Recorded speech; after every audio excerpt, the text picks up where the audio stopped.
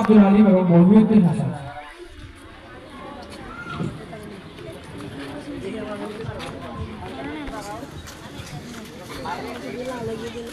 আসসালামু আলাইকুম ওয়া রাহমাতুল্লাহি ওয়া বারাকাতুহু। আমার নাম মোহাম্মদ তাওসিফ আহমদ তামিম, পিতা মোহাম্মদ আলমগীর হোসেন। আমি এটি আপনাদের সামনে নাতে রাসূল সাল্লাল্লাহু আলাইহি ওয়াসাল্লাম পরিবেশন করব।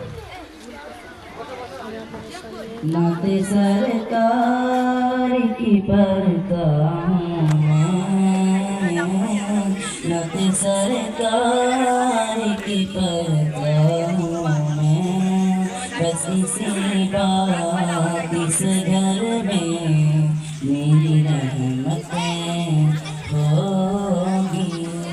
एक तेरा नाम वासिला है मेरा, मेरे सोने का एक तेरा नाम वासिला है मेरा, रंजो गम में बस इसी नाम में से राहतें होगी।